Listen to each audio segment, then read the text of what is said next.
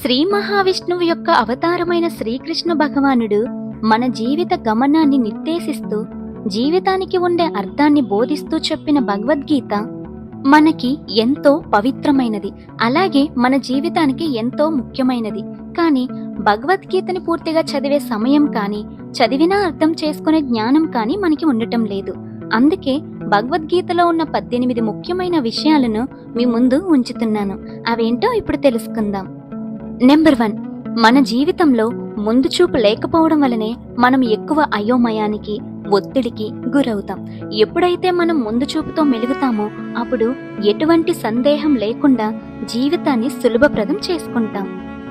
Number 2, శరీరానికి రంగు, రూపు, పుట్టుక, మరణం, గాయం, నొప్పి, అనారోగ్యం ఉంటాయి. కానీ మన ఆత్మకి ఇవేమీ ఉండవు. కాబట్టి భౌతికంగా కనిపించే ఈ శరీరం శాశ్వతం కాదు అని మనం గ్రహించాలి. శరీరాకృతిని చూసి తోటి మానవులకు విలువనివ్వటం మానుకోవాలి. నెంబర్ 3, మనం చేసే పని ధనం కోసం, లాభం కోసమే కాకుండా తర్వాతి తరాల భవితవ్యం కోసం పనిచేయాలి. మన స్వంత లాభాల కోసం పనిచేసి ప్రతిఫలం ఆశించకూడదు. నెంబర్ 4, నీ తెలివితేటలను ఉపయోగపడే జ్ఞానంగా మార్చుకోవడానికి దానికి తగిన గురువుని ఎన్నుకొని వారిని సేవా మార్గంలో ఆశ్రయించు. నెంబర్ 5, నీవు దైవారాధన కోసం చేసే ప్రతి పని నిన్ను దైవానికి దగ్గర చేస్తుంది.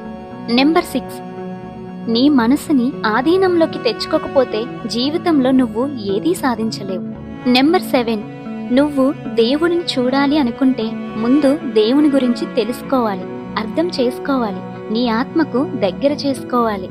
నెంబర్ 8, జీవితం అనేది నీ మరణం తర్వాత జరిగే పరీక్షకు సిద్ధపరిచే ఒక ప్రక్రియ మాత్రమే. అంటే నువ్వు చేసే ప్రతి పనికి నీ మరణం తర్వాత నువ్వు సమాధానం ఇవ్వాల్సి ఉంటుంది. నెంబర్ 9, నీ దృఢ సంకల్పం దైవాన్ని ఆకర్షిస్తుంది. నెంబర్ 10, దైవం కల్పన కాదు, అద్భుతం.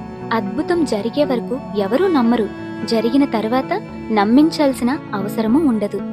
నెంబర్ 11, నీ కాలం నిన్ను కబలించడానికంటే ముందే నీ కాలాన్ని ఆరాధించు, నీ కాలాన్ని పాలించు. నెంబర్ 12, నిష్కల్మషమైన ప్రేమ దైవాన్ని కూడా జయించగలదు. నెంబర్ 13, ఈ ప్రపంచం ఒక నాటకరంగం. ఇందులో నీ పాత్ర ఎప్పుడో లిఖించబడింది, దాన్ని పోషించడం నీ బాధ్యత. నెంబర్ 14, యవ్వనంగా స్వేచ్ఛగా జీవించడానికి అవసరం లేని బంధాల తాడులను వదిలించుకోండి.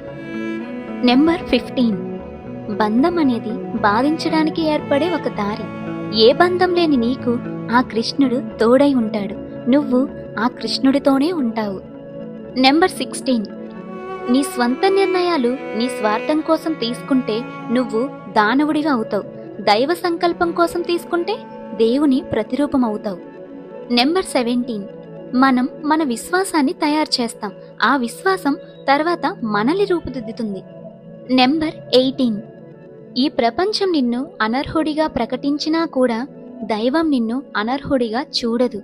ఇవి భగవద్గీతలోని కొన్ని ముఖ్యమైన విషయాలు. ఇలాంటి మరిన్ని దైవకమైన విషయాల కోసం మన ఛానల్ని సబ్స్క్రైబ్ చేసుకోండి. నేను మీ జాను.